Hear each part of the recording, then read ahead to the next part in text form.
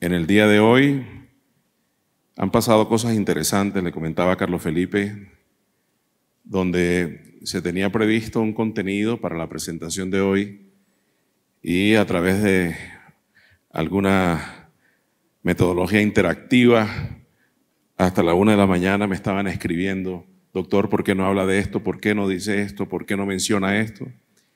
Entonces vamos a tratar de hablar de lo que ustedes me pidieron que hablara finalmente, y por eso la presentación final quedó en la versión definitiva a las 5 de la mañana, que es lo que finalmente las personas querían escuchar.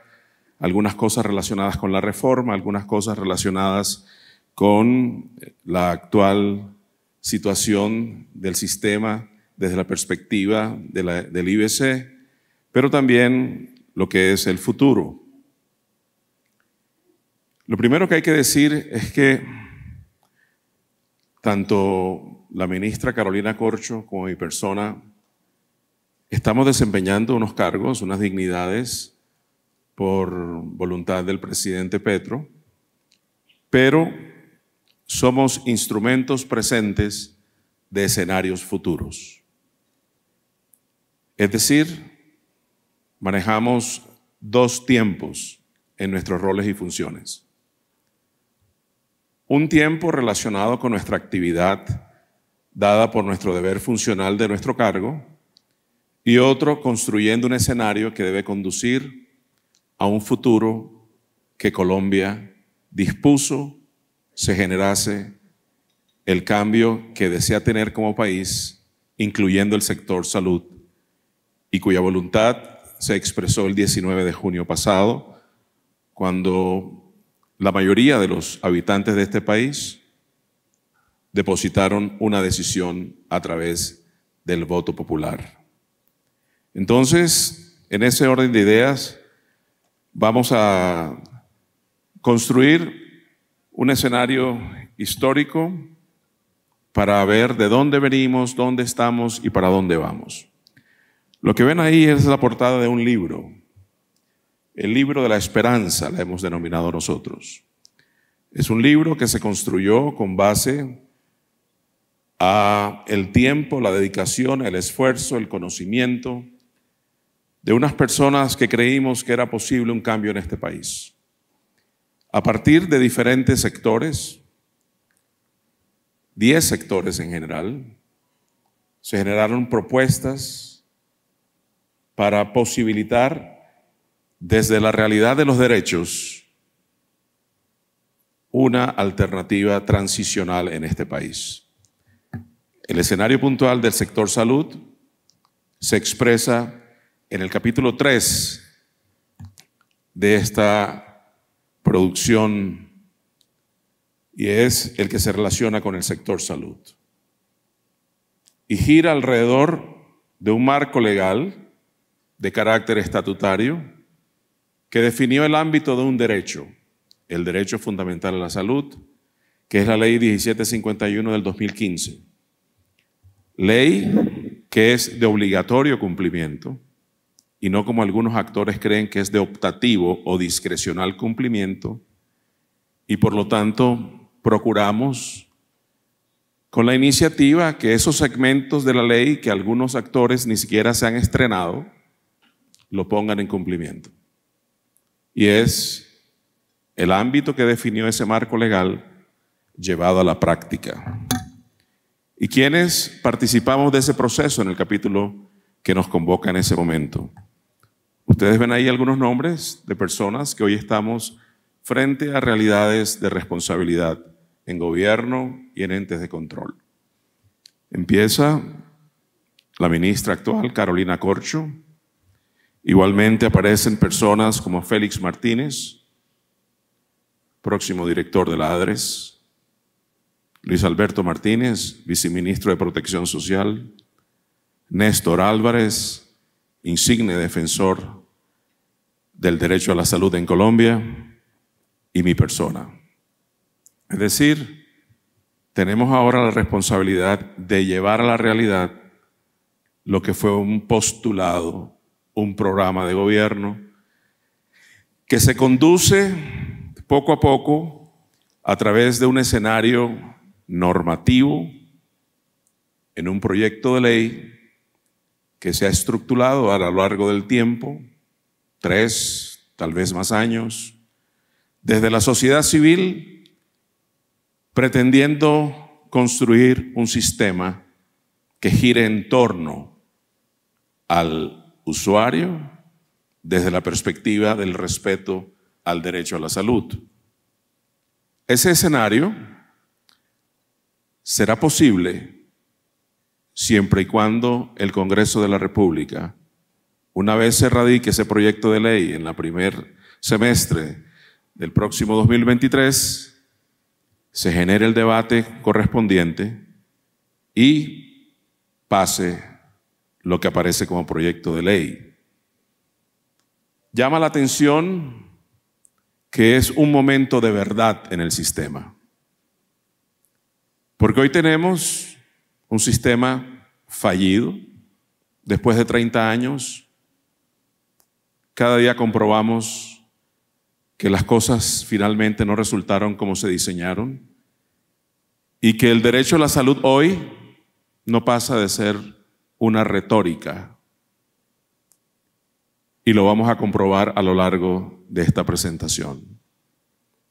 Pero también otra circunstancia es que los recursos que se han asignado para garantizar el derecho a la salud de las personas en este país, recursos que tienen una connotación de públicos, aunque sean operados por actores privados, porque son recursos de todos nosotros, no han sido usados de la mejor manera para cumplir con ese fin. Y lo vamos a mostrar también hoy. Entonces, el país se enfrentará a dos decisiones. O dejamos las cosas como están y seguimos con mortalidad evitable dándose cada día, con personas solicitando, suplicando, le atiendan sin posibilidad de disfrutar de manera expedita el derecho a la salud, con recursos que se desvían de su objetivo para el cual fueron definidos en su utilización, con muchas personas que no deberían enfermar enfermándose y con otras que no deberían morir muriéndose. O si decidimos definitivamente como país un cambio donde el derecho a la salud sea una verdad y no un discurso. Por eso, en este libro que yo hago referencia, hay toda una serie de componentes que nosotros lo llamamos inicialmente el decálogo del cambio de la estructura del sistema de seguridad social, que contiene las áreas temáticas alrededor de la cual se han estructurado los principios rectores y el desarrollo de un proyecto de ley que procura precisamente el cambio que el país pidió con respecto al sector salud. Y tenemos unos 5 primeros componentes donde aparecen los determinantes de la salud, el componente estructural que debe tener el sistema, el componente fundamental para quienes pensamos que el recurso humano del sector es muy importante y debe ser reconocido como tal, que permite dignificar a los médicos, los profesionales y los trabajadores de la salud, dándole garantías laborales justas, dignas y estables, de acuerdo con lo que establece la ley estatutaria en el artículo 18. Pero esto acompañado también con una política que permite la formación, la capacitación y la actualización del recurso humano. El quinto punto, que es un punto sensible, que es el componente financiero del sistema, y que es lo que, a partir de la distorsión sistemática por desconocimiento y por perversión, algunos detractores de la propuesta de cambio se ha encargado de dispersar como verdad, siendo absolutamente falsa, al momento de tratar de contrarrestar lo que desde esta orilla se está tratando de hacer. Pero lo que principalmente nos interesa es en el componente financiero, que es un sistema que respeta la descentralización del 91, que exige que todos pongan, pero ese todos ponen incluye que exista un manejo técnico y transparente de los recursos. Entonces, ese componente difícilmente pudiera darse hoy cuando la opacidad de un sistema de información débil induce a la corrupción en las diferentes transacciones que se generan en el sistema. Por lo tanto, para generar un escenario informativo coherente que permita un manejo técnico y transparente de los recursos, habrá que generar un nuevo frente que se va a presentar en siguientes diapositivas. Pero lo que se quiere mostrar dentro del componente financiero es que estos recursos de la salud y la seguridad social, de acuerdo con lo que dice la Constitución, serán utilizados para los fines que se han dispuesto. Ese uso discrecional que se le ha dado por parte de algunas administradoras de los recursos no va a seguir. No puede ser posible que haya plata para prevenir enfermedad y promocionar la salud y hoy haya gente padeciendo enfermedades porque no se les previno y porque no se les hizo mantenimiento al estado de sano cuando ellos se encontraban en esa circunstancia. No se puede seguir hablando entonces de uso técnico de los recursos cuando además de existir un recurso definido para la atención del siniestro, existe otro bien direccionado y estructurado para la promoción de la salud y la prevención de la enfermedad y no se ve el impacto de ese tipo de recurso en el estado de salud de la población que se encuentra a algunas de esas administradoras afiliado. Y eso nos lleva a una primera detención de alerta. Vamos a sincerarnos. No volvamos sinónimos palabras que no lo son. Se ha venido usando un par de palabras tratando de darles el mismo sentido y significado en un claro direccionamiento de generación de confusión frente a una realidad que es innegable. Una cosa es cobertura y otra cosa es acceso. Colombia supera el 99% de cobertura de su población, pero esa misma población con esa cobertura no tiene el acceso que debería tener ese 99% de la población.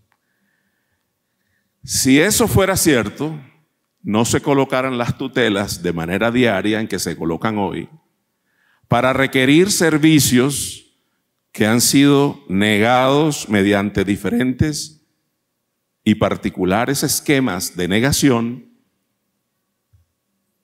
por generación de barreras de acceso para que el que tiene el derecho a ser atendido no reciba el servicio. En otras palabras, no es igual cobertura y acceso. No se dejen confundir. Y vamos con otro par de palabras que quieren hacer igual en significado. No todo el que está afiliado está asegurado. Lo demuestran las cifras. Lo demuestran los hechos. Hace un par de días tuvimos una reunión con los presidentes de las entidades administradoras de planes de beneficios, entre los que se encontraban los de las entidades promotoras de salud. Y se evidenció que estas entidades no realizan los componentes proteccionales a las que están obligadas a realizar frente a poblaciones altamente vulnerables como las maternas y los recién nacidos. Entonces dicen algunos expertos de la crisis que en Colombia no ha subido la tasa de mortalidad materna ni la tasa de mortalidad perinatal como para generar las manifestaciones de preocupación que estamos haciendo nosotros. Es que así muera una persona que no tenía que morir, eso es importante. La vida no tiene precio, tiene valor. Y ahí se evidenció cómo las entidades que reciben recursos para garantizar la protección de poblaciones vulnerables, en este caso las maternas y los recién nacidos, con puntualidad reciben los recursos que les gira el sistema, pero con impuntualidad se encargan de proteger a esas poblaciones. Y lo vimos y lo aceptaron. Seguimos. Los siguientes 6 puntos que hacen parte del decálogo. Fortalecimiento de la red de hospitales públicos. En este país, algunas personas no tienen casa propia. Lo único que tienen es hospital a dónde ir. Se generará una política de fortalecimiento de los hospitales públicos. Serán el eje fundamental alrededor del cual se construirán las redes integrales e integradas de servicios de salud. Primer mensaje, no habrá más liquidación de hospitales públicos. Desde la perspectiva del ordenamiento nacional, si algún gobernante territorial quiere ir en contravía de lo que es la política nacional, ahí está puesto el debate. Tiene que haber una información oportuna en todos los escenarios y en todos los actores del sistema. Por eso, uno de los puntos, y da atención a algunas referencias previas que he hecho en esta disertación, es el Sistema Único Público de Información en Salud. No podemos seguir más generando alrededor de una misma variable diferentes cifras dependiendo del actor que al respecto informa. Y no puede ser posible que un colombiano que es dueño del recurso no sepa qué pasa con su plata. Y entonces todos los colombianos tienen derecho a saber qué pasa con sus recursos. Porque es que las administradoras de recursos del día de hoy usan en confianza de los usuarios los recursos para poder brindarles la atención en salud. Pero no son de ellas esos recursos. Son recursos públicos. Y por lo tanto, al ser depositarias de la confianza y de la plata de la gente, primero tienen que garantizar un buen uso de esos recursos y cumplirles con el derecho a la salud que deben garantizarle a sus afiliados. Que aquí se da una relación interesante, y es que los usuarios del sistema de salud en Colombia son los dueños del sistema y las administradoras sus empleadas. Y pareciera que eso no se entiende así. Si no se da una condición como de subordinación inversa, donde una administradora discrecionalmente decide qué recibe a alguien como servicio y qué no. Decide cuándo y a dónde. Y la discrecionalidad que tiene el dueño de una empresa no se le respeta. Para no padecer más del condicionamiento que en algunos momentos de la historia reciente el país se siente sometido a las condiciones de actores, incluso foráneos, relacionados con la industria, por ejemplo, de medicamentos, donde nos obligan a consumir lo que ellas quieren, cuando ellas quieren, en la cantidad que ellas quieren y al precio que ellas quieren. Y el 9º punto es el escenario de la inspección, vigilancia y control. Y al respecto voy a ampliar el tema un poco más después.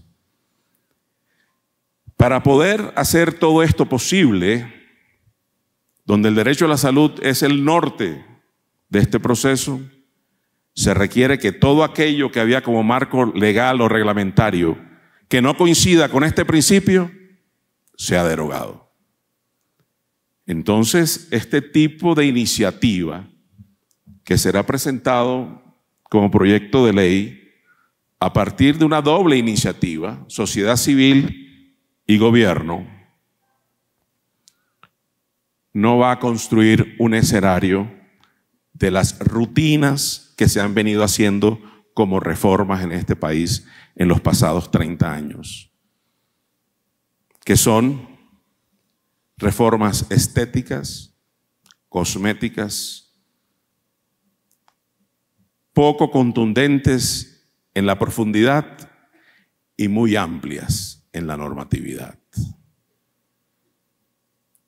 Se requiere entonces que todo aquello que sea contrario a este propósito se derogue. Por eso hablamos de una reforma integral del sistema. En ese orden de ideas,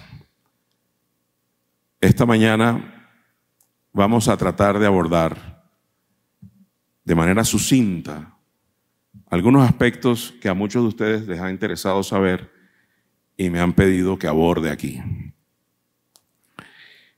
Ahí pudieran ser resumidos los 5 puntos de los 10 anteriores, donde tenemos el enfoque del modelo asistencial que viene dado con el componente de atención primaria en salud desde la perspectiva de la prevención y la predicción.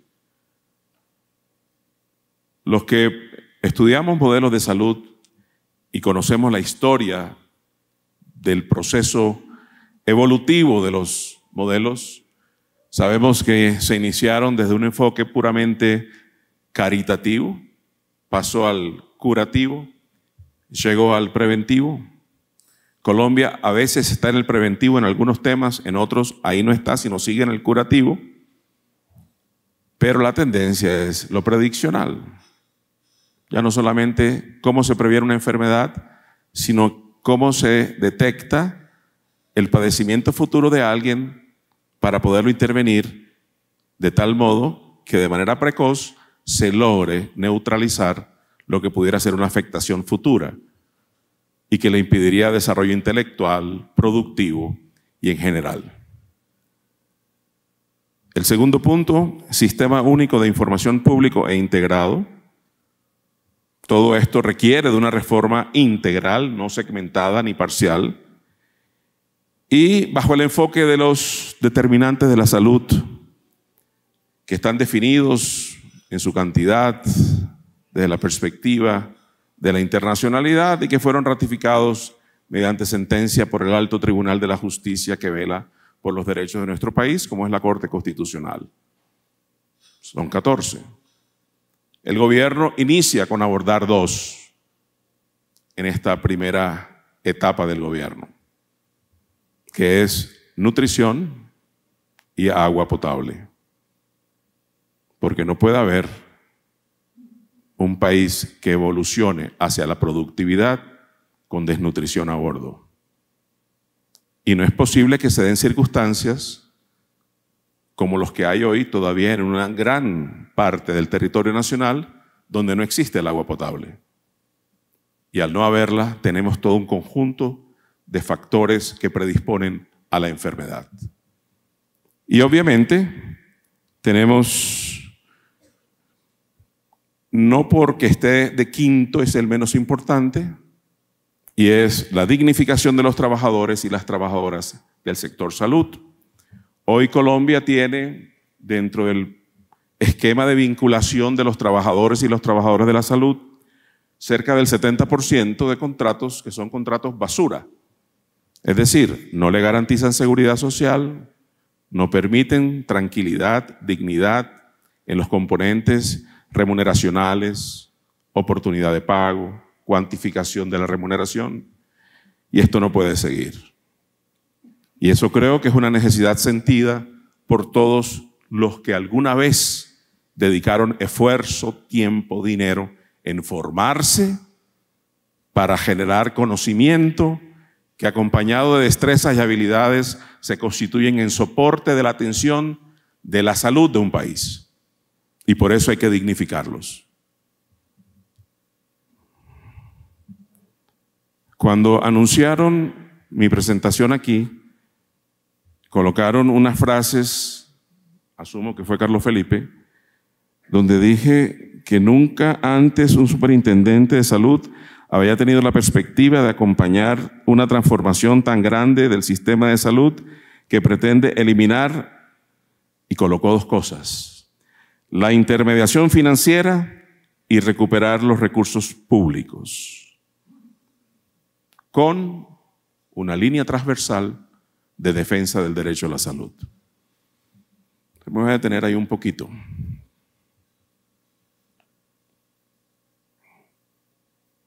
También los que han estudiado los modelos de salud conocen de la imprescindibilidad de solamente dos actores en el acto asistencial. Por un lado, los prestadores, que pueden ser institucionales, las clínicas, los hospitales, los centros de salud, y los individuales, que son los profesionales que ejercen su conocimiento al servicio de la gente. Entonces, los prestadores por un lado y por otro lado, los pacientes. No más. Lo demás son formas de pago. Aquí tenemos un tercer actor que intermedia los recursos. Y la propuesta del hoy presidente definió claramente que los recursos tenían que servir es para la atención y no para la intermediación. Pero yo, en el cargo de superintendente, tengo algunas responsabilidades, como son cumplir y hacer cumplir la normatividad sectorial.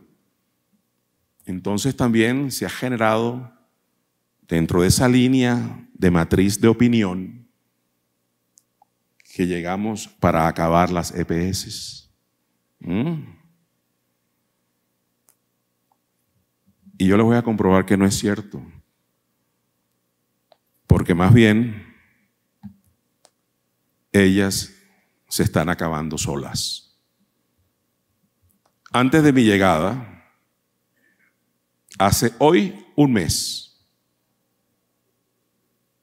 desde el año 2015 se han venido liquidando EPS por parte de los superintendentes de salud designados por los gobernantes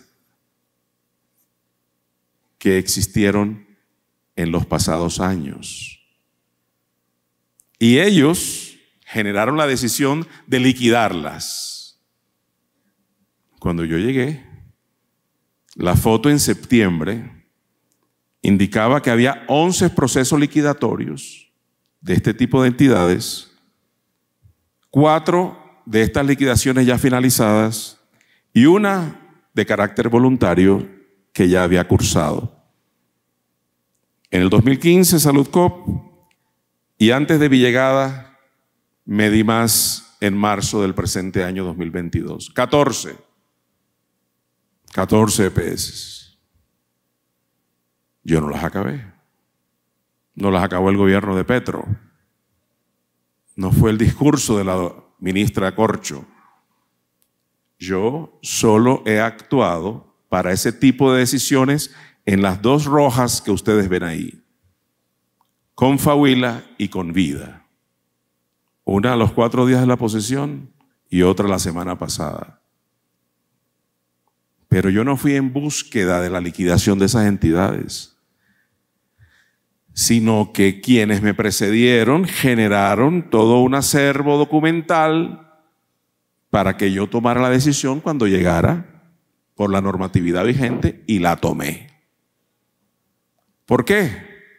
Porque estas personas que estaban allí afiliadas ni estaban aseguradas ni estaban protegidas. Y menos se les estaba respetando el derecho a la salud. Entonces hubo que actuar por varias razones. Hay 3 tipos de razones y los vamos a ver a continuación. Desde el componente puramente relacionado con el derecho a la salud, es ese componente técnico-científico, ahí están las razones. Redes de servicios que no funcionan, inoportunidad en la asignación de citas, no hay entrega de medicamentos, miles y miles de quejas, reclamaciones, peticiones, solicitudes de ayuda para poder acceder a servicios de personas que estaban afiliadas a esas entidades. Pero además de eso, no hay gestionamiento del riesgo. Porque si lo hubiera, no tuviéramos las razones de mortalidad materna, por ejemplo, que tenemos hoy. Y además, tenemos otros tipos de razones. Razones que pasan precisamente por el componente técnico, administrativo, financiero, y que nosotros tenemos que revisar obligadamente, porque se relaciona con parámetros de cumplimiento que tienen que revisarse y que tienen que cumplirse por parte de quienes están en este tipo de circunstancia. Hay indicadores correspondientes al seguimiento y monitoreo de la actividad financiera de las entidades que tienen que cumplirse, pero que además el 3 de agosto, 4 días antes del nuevo gobierno, desde el ministerio inmediatamente anterior al actual, se generaron normas de flexibilización para que pudieran cumplir aún con mayor facilidad esos indicadores. Pero ni aún así pudieron cumplir. Y por eso esas 2 fueron liquidadas. Entonces hay que aprender algunos de los indicadores que vamos a estar mencionando mucho de aquí en adelante. El capital mínimo, el patrimonio adecuado, el régimen de inversiones. Y cuando eso no se cumple, la normatividad es clara frente a las circunstancias de incumplimiento. Y también hechos de carácter jurídico, como los que ustedes ven en el extremo derecho de esta diapositiva, donde se muestra el incremento de las acciones de tutela por concepto de salud y casi que en simultáneo los desacatos desde quienes debían cumplir lo que los jueces habían fallado en favor de los usuarios. Esta realidad es interesante. Ahí trato de ordenar las entidades promotoras de salud de acuerdo al tipo de operación. Son los círculos que ustedes ven en la primera línea, en colores. Parece régimen contributivo, régimen subsidiado, régimen contributivo y subsidiado, las EPS indígenas y las entidades adaptadas. 30 EPS. Nos vamos con las que están en el régimen contributivo. Y veamos que de ellas hay 9 y empezamos a ver cuántas cumplen y cuántas están en medida especial de vigilancia. Con población afiliada que supera los 21 millones de personas y con cuentas por pagar que son casi 10 billones de pesos. Entidades en medida especial, 1, cumplen de las 9 el capital mínimo 8, el patrimonio adecuado 7 y solo 3 de 9 el régimen de inversiones. Esas son las activas, las EPS activas. Del régimen subsidiado, que allí están en actividad, ustedes evidencian en las casillas cuántas cumplen de cada una de ellas.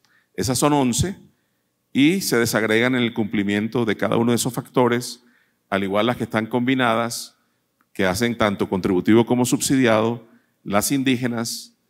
Y por ejemplo, ustedes ven que cuando nosotros revisamos el total de la plata que deben ellos a los prestadores, tanto públicos como privados, se concentra el 44% en las del contributivo, el 21% en las del subsidiado y en el mix de las que hacen simultáneamente contributivo y subsidiado, el 33%. Lo llamativo empieza aquí, que hay cerca de 8 millones de colombianos que están afiliados a EPS que están bajo medida de vigilancia especial. Y ahí ven ustedes cuáles son, porque hoy a las 12 de la noche, esta mañanita, doctor, ¿quiénes son las que se van porque tienen medida especial? No, están en medida especial y ahí les coloco en el extremo izquierdo cuando se vence la medida y ahí yo tengo que tomar una decisión. Frente a lo que ha sido la evolución de la medida especial, si se ha recuperado la entidad o si al contrario no ha logrado esa recuperación. Y ustedes ven una serie de entidades y coloco en rojo una que mojó mucha prensa ayer y hoy también. Incluso aquí se dijo que ya la liquidación había traído como consecuencia y yo no he informado qué decisión voy a notificar el día martes. Lo que sí puedo decir es que Colombia no puede someter al riesgo a 8 millones de afiliados que no están asegurados plenamente, sino solamente tienen cobertura, pero acceso no. Y cuando nosotros hacemos el ejercicio todavía más ácido de cómo es la foto de la realidad, entonces encontramos esto. Y coloco una semaforización de colores como para hacer más pedagógico el momento del aprendizaje de esa verdad que ahí estoy mostrando, que es al cierre de la semana anterior. En el régimen contributivo, régimen subsidiado, los que hacen mix y las indígenas. Y coloco el listado de cada una de ellas y analizo para esta presentación, que es la misma que hicimos hace 2 días en el ministerio, 3 parámetros de medición que corresponden a indicadores financieros de obligatorio cumplimiento, no optativo, obligatorio. Y ahí tenemos que en el contributivo solamente una entidad. A julio 22 cumplía los 3 componentes. Y algunas incumplen los 3. Es fácil ver cuando coloco en rojo cómo es el incumplimiento. Y si nos vamos al régimen subsidiado, prácticamente es una página roja con algunos cumplimientos parciales. Y ustedes lo ven ahí, donde hay una serie de entidades que ustedes ven allí que quieren seguir participando del sistema, recibiendo recursos, pero que financieramente no están cumpliendo. Y cuando esto ocurre, simultáneamente se da el fenómeno de la no garantía del derecho a la salud de esta población así afiliada. Y por ello ustedes ven que este tipo de entidades, la mayoría que están en incumplimiento, están en condición de medida especial. Y entonces piden cita porque le quieren mostrar cómo es que el súper debe entender que sí es posible hacer viable lo inviable. Pero yo, respetuosamente, tengo que nutrirme de la información técnica que genera el análisis desde la objetividad argumental y no desde la subjetividad emocional. Pero esto no es subjetivo, esto es objetivo. Digamos que ese es un mirador de la perspectiva para dónde van las cosas.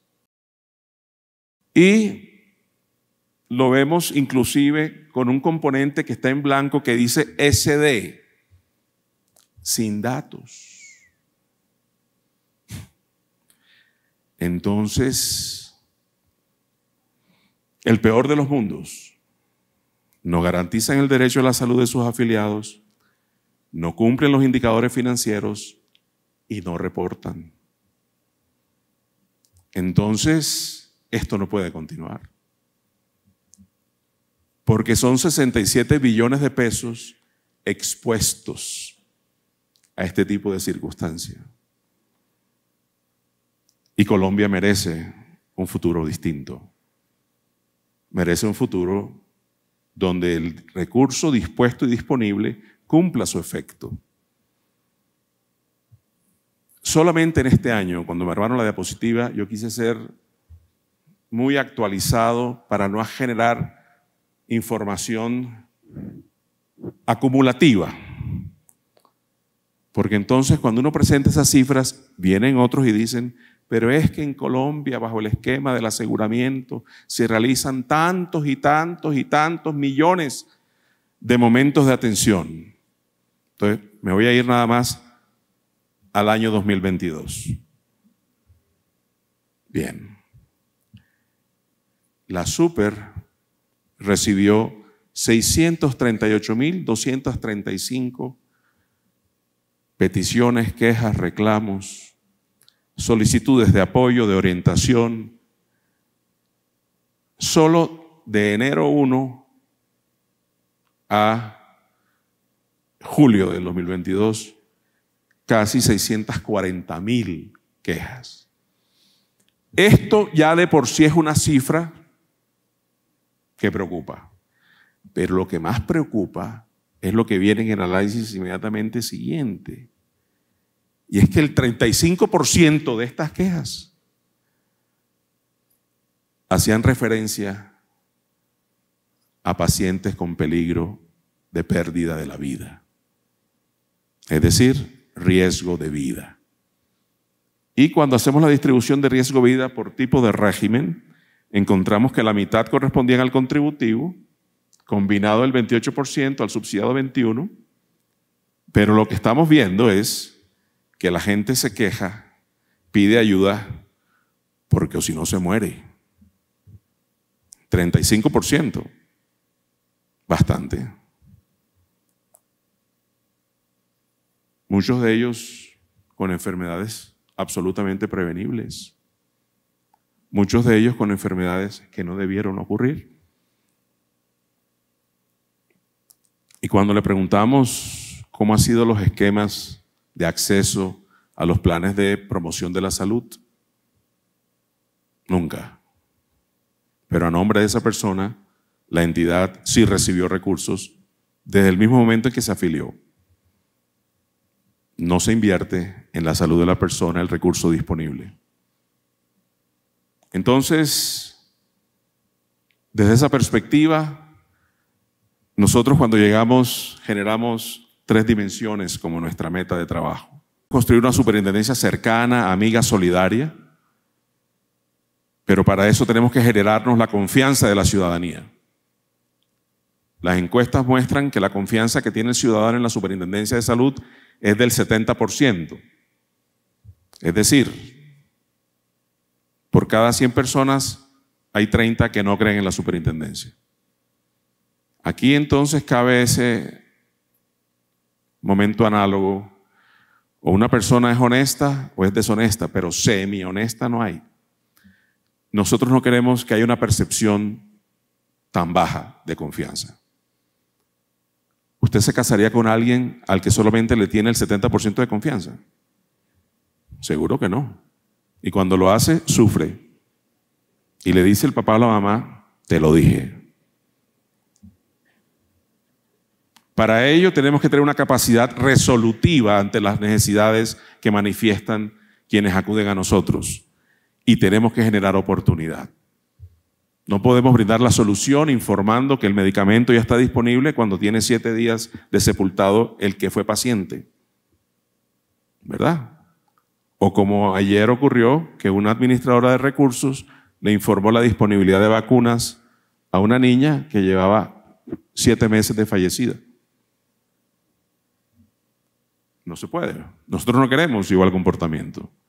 Pero para ser creíbles desde la cercanía, la amistad y la solidaridad, la superintendencia tiene que ser oportuna en la capacidad resolutiva. Es como cuando el amigo que tiene uno sabe que la certeza que si uno va y acude a él en búsqueda de un favor, no nos va a decir, seguro que sí te ayudo, vente en el 2027. No, la inmediatez es fundamental, ¿cierto? Y para ello hemos venido actuando. Nosotros, en la protección de la salud y todos los componentes de la atención de los pacientes de Confahuila, liquidamos esa entidad. También para proteger los recursos disponibles en el sistema que venían asignándose para ese tipo de escenario. Nos sentamos con las EPS, aquí hay muchas aquí. Y entonces no vacunan porque los usuarios dicen que no se quieren vacunar. ¿Y eso? Cuando una madre le dice a un niño de 4 años que se tiene que tomar un remedio y el niño dice, no quiero porque no me gusta, la madre dice, no, no se lo doy porque él no quiere. Busca la recursividad para garantizar que el medicamento prescrito finalmente sea administrado al niño. Se olvidaron de las estrategias de inducción a la demanda, de demanda inducida. Pero eso sí, nunca rechazan el ingreso por el servicio que tienen de administradores de la UPC. Y por eso solicitamos priorizar esa vacunación. El gobierno anterior cometió algunos errores estratégicos comunicacionales que generaron la disminución del ritmo de la vacunación. Por ejemplo, anunciar de alguna manera que ya se podía generar el levantamiento del uso de la medida obligatoria del tapaboca cuando se alcanzaban en algunos municipios un porcentaje de cobertura de vacunación frente a esquema completo. Presentado como se presentó, se generó un relajamiento a nivel de la nación. Digo, esto ya está pasando. Después, un anuncio similar, ya no solamente para espacio abierto, sino espacio cerrado. Y mientras tanto tenemos nosotros hoy 400 municipios sin llegar siquiera al 70% de la cobertura en esquema completo. Y tenemos hoy en los reportes de los jueves pacientes que están falleciendo con una dosis de vacuna puesta y otros sin iniciar aún el esquema completo después de año y pico del Plan Nacional de Vacunación. O llamadas que recibimos en la super, soy un paciente de 72 años, me pusieron la primera vacuna y no volvieron hace 10 meses. Y entonces seguimos y Carlos Felipe colocó protección de los recursos. Generamos una circular que incomodó a muchos, sobre todo los que no quieren un manejo transparente de los recursos, y son aquellos que administran en liquidación, en intervención o hacen contraloría a estas entidades que tienen vigilancia especial. Y les dijimos, declaren sus rentas y sus bienes. Era un deber legal que no se había cumplido, no sé por qué, pero ellos tenían que hacerlo. Eso incomodó a muchos. Incomodó a muchos. Pero eso es proteger la plata. Igualmente, generamos una nueva decisión, liquidar con vida, con toda la presión para que no ocurriese. Pero hay una transferencia de pacientes a EPS receptoras donde empiezan a garantizar la atención que no habían recibido en meses y algunos en años. Y el resumen entonces es lo que yo dije en la Cámara hace un par de días.